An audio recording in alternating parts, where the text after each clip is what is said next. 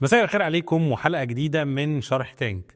هنتكلم عن الحلقة العاشرة من الموسم الثالث شارك تانك، وتحديدا الفقرة بتاعت أشري ناتشورال. أشري ناتشورال شركة متخصصة في صناعة مستحضرات التجميل.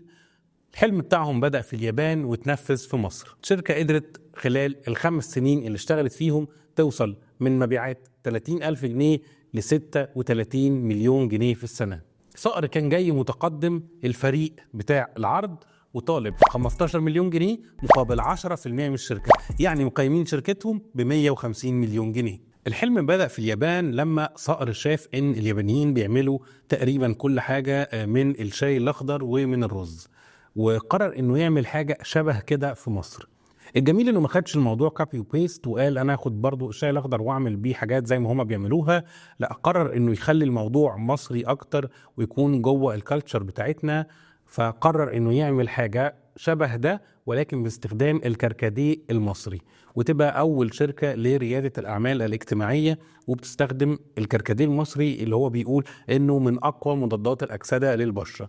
ومن هنا بدأ المشروع بحوالي 30,000 جنيه، وعملوا عدد منتجات قليل في البداية كان بيتصنع عندهم في اللاب بتاعهم. فضلت الشركة تكبر خلال الفترة دي، وده له ريفلكشن ان في حسن إدارة، لغاية لما يقدروا يصدروا للسعودية والمنتج بقى مسجل في المملكة. طبعا الخطوات دي كلها كان وراها حلم كبير أو دافع كبير ان هم مدخلين المرأة جوه الموضوع، وفكرة تمكين المرأة من الحاجات دلوقتي اللي بتاخد دعم كبير من الدولة في السنوات الأخيرة. فهم عاملين حاجة كده شبه أوريفلام بتاعت زمان. كل الموزعين بتوعهم في المحافظات المختلفة ستات، بتبقى ست الأول كانت بتبيع معاهم مثلا أونلاين، وبعدين تعمل نتورك تحتها عبارة عن مجموعة من السيدات برضو هي اللي بتديرهم، وتبدأ تحط لهم تارجت ويبدأوا يعملوا عملية البيع دي سواء أوفلاين أو أونلاين، أو كمان المحلات أو الفروع اللي هم خدوها قالوا إن هم ليهم 9 فروع برضو تبقى السيدة دي هي المسؤولة عن الفرع في المحافظة دي. فطبعا دي كانت حاجة جميلة، وجابوا عدد كبير منهم، أعتقد حوالي 30 واحدة في الاستوديو. فدي عملت كده يعني ايموشنز جميلة وفايبس حلوة جوه الاستوديو. الحاجة بقى اللي انتوا عارفين انها دايما بتضايقني لما بنتكلم على موضوع التصنيع، ان هم اضطروا بعد كده ان هم ينقلوا التصنيع من عندهم لان هم يصنعوا في واحد من المصانع اللي موجودة في القائمة البيضاء عشان يقدروا يسجلوا البرودكت بتاعهم.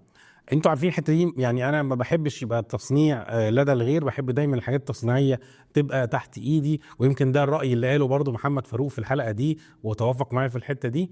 ولكن الادويه الموضوع تقريبا صعب شويتين، لان انت عشان المصنع يبقى مرخص الموضوع كبير جدا. ولكن لغايه دلوقتي ما فيش حد يعني منشن طب ايه الضمانات ان المصنع ده ما ياخدش التركيبه بتاعتي يعملها لحد تاني.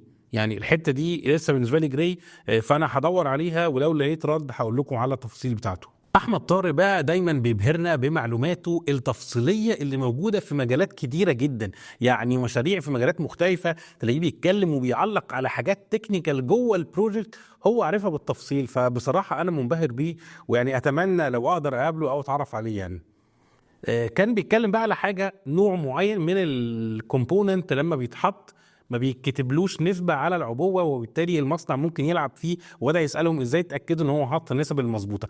ردهم كان منطقي جدا، هم عندهم لاب واي باتشاية بتيجي بياخدوا منها راندوم تشيك وبيتعمل لها تحاليل قبل ما يستلموا الباتشاية دي من المصنع. الحاجة بقى بجد اللي خلتني الفترة دي مبسوط قوي ان اغلب الاجيال الجديدة دلوقتي في الشركات بقت تركز على موضوع الكاستمر كير. فهم برضو عملوا منشن للجزئية دي وبيهتموا بالكاستمر وبيكلموه وياخدوا فيدباك ولازم يخرج مبسوط ويعملوا له ماني باك جارانتي.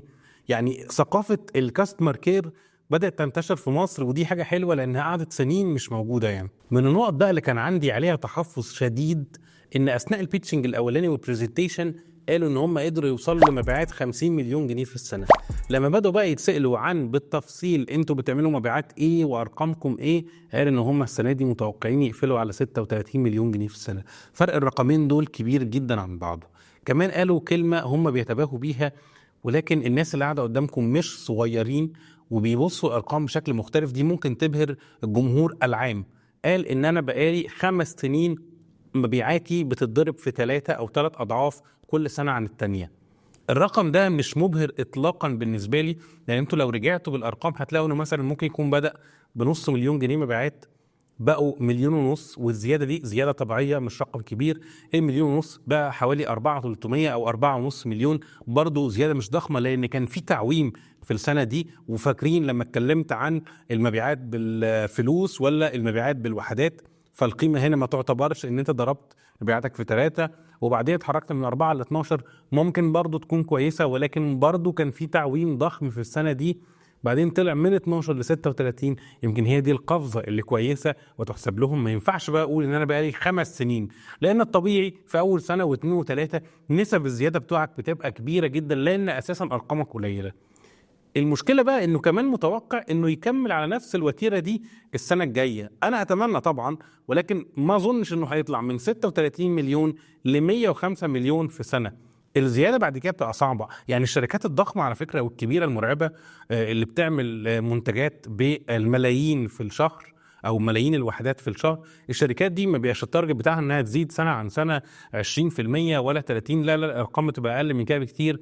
عايزين يعمل زياده 10% و8% من السنه اللي فاتت. فيعني كل ما بتكبر كل ما نسبه الزياده بتاعتك مش بتبقى كبيره، لا، نسبه الزياده بتقل. لاول مره بقى بعد عوده محمد منصور كده، او يكون اول واحد يدي عرض. يعني عاده هو يعني العروض اللي بيديها مش كتير وبيستنى شويه، هو اول ما يعني حس النقاش كده يعني استوى راح مديله عرض على طول، قال له هديك 15 مليون مقابل 40% من الشركه.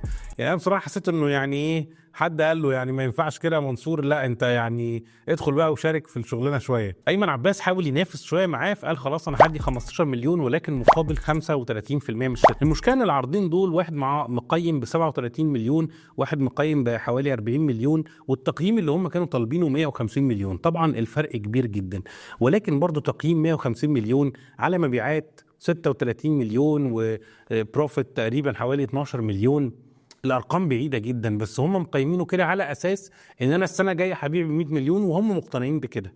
خرجوا يفكروا وبعدين رجعوا عرضوا ان هم يبيعوا 25% من الشركه مقابل 25 مليون عشان يبقى التقييم يعني 100 مليون. وهم يعني وضحوا النقطه دي وكانوا استكي بيها ان احنا التقييم بتاعنا ده ديبند على ارقام. بصراحه انا مش عارف ايه الارقام اللي وصلت المبيعات دي لان تقيم كده. اعتقد قصدهم على ارقام expected يعني، فده المفروض ما نبنيش عليها. ولكن لو حد يعرفهم او عنده اي تفاصيل اخرى عن ازاي قيموا التقييم ده يا ريت يقول لنا ويفيدنا كلنا. طبعا الشاركس كانوا شايفين يعني ديفينتلي بدون تردد ان التقييم ده عالي جدا حتى ال 100 مليون، فرفضوا الكاونتر اوفر وخرجوا من غير اي ما ياخدوا اي ديل مع اي شرك. وده كان ملخص الفقره بتاعت اشري ناتشورال في الحلقه العاشره من الموسم الثالث شارك تانك. لو عندكم اي استفسارات اكتبوا لنا في الكومنتات، لو عايزين نتكلم في اي مواضيع تانية ليها علاقه بالبيزنس ابعتوا لنا على طول. ما تنسوش تعملوا لايك وشير، ولو انتم على اليوتيوب تعملوا سبسكرايب للقناه.